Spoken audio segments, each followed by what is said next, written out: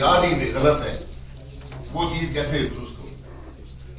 Parliament अगर अवाम के नुमाइंदों में नहीं बनेगी तो मुल्क कैसे चलेगा? ये हमारी कैफियत है। आप हिस्ट्री ऑफ इलेक्शन देख लें, 70 के बाद देख लें, कोई इलेक्शन भी फेयर नहीं। किसी में इतनी 10%, किसी में 20%, किसी में 100% उसके अंदर धांधली हुई है। जो दो रिलेटिवली फेयर इलेक्शन है, 1970 का था, वो भी एक डिक्टेटर ने कराया, और 1985 का था, वो भी एक डिक्टेटर ने कराया, क्योंकि उनका अपना एजेंडा कमजोर हो गया था, तो उन्होंने कहा चले हम कुछ फेयरनेस इलेक्शन में दे देते। वरना हमेशा एस्टेब्लिशमेंट का एक एजेंडा रहा है और हमें उसकी कीमत अदा करनी पड़ती है। यहाँ प्री इलेक्शन पोस्ट इलेक्शन की बात हुई, ये वो इससे भी ज्यादा क्रिटिकल है। इलेक्शन डे में क्या हो रहा है, उससे ज्यादा प्री इलेक्शन क्या होता रहा है, ये सब इलेक्शन प्रोसेस का हिस्सा है। और पोस्ट इलेक्शन क्या हुआ है, तो मैंने खुद 11 इलेक्शन लड़े हैं, तो मैं कुछ अथॉरिटी के साथ आपको बता सकता हूँ कि ये जो जब तक हम फ्री एंड फेयर इलेक्शन नहीं दे पाएंगे, मुल्क हमारा आगे नहीं चलेगा। इशूज आपको रिजॉल्व नहीं होंगे, क्योंकि जो लोग असेंबली में लाए जाते हैं वो अवाम के नुमाइंदे नहीं होते, जो जमातें लाई जाती हैं उनको अवाम इलेक्ट नहीं करते। तो ये इसकी बुनियाद इलेक्शन ही है। तो इलेक्शन अगर ठीक हो जाएगा तो मामला चल पड़ेगा। यहाँ पर मुख्तलिफ बातें, विमेन सीट की बात हुई है, मैं मुकम्मल तौर पर विमेन सीटों के खिलाफ हूँ।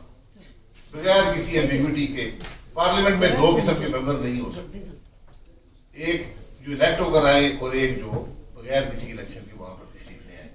ये मुशर्रफ साहब ने मेहरबानी फरमाई हम पे और हम उसको भुगत रहे हैं।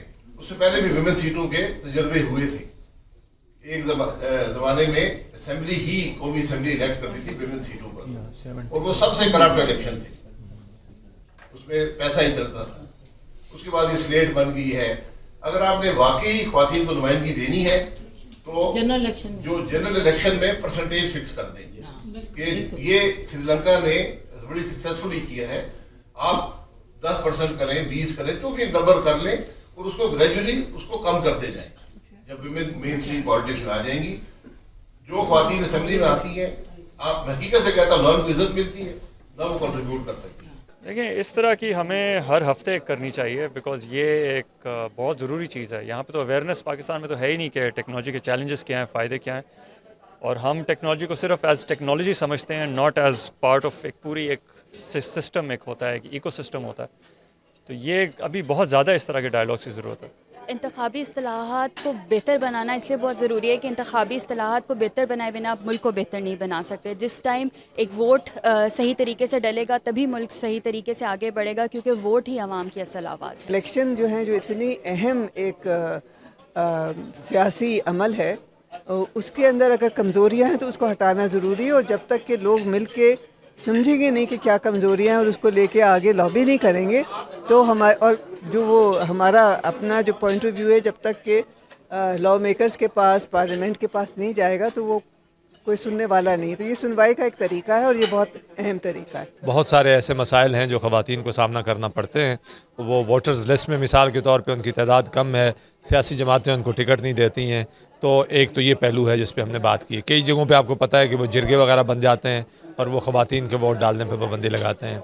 फिर हमने इलेक्ट्रॉनिक वोटिंग मशीन और उसकी बात भी की है कि वो क्या हमारे मुल्क में ऐसे हालात हैं कि ऐसी मशीनें इंट्रोड्यूस करवाई जा सकें, और अगर इंट्रोड्यूस करवानी है तो उसके लिए किस किस्म की तैयारी चाहिए या किस तरह का कानून साजी चाहिए। तो हमने इस मौजू पर भी बात की है। इसके अलावा जो हमने इलेक्शन के मैनेजमेंट के इश्यूज़ हैं कि उसके लिए आपको इलेक्शन कमीशन को किस तरह से अपनी कैपेसिटी बिल्ड करनी है, किस तरह की इस्लाहात करनी है ताकि इलेक्शन जो है वो बेहतर तौर पर मैनेज हो सकें।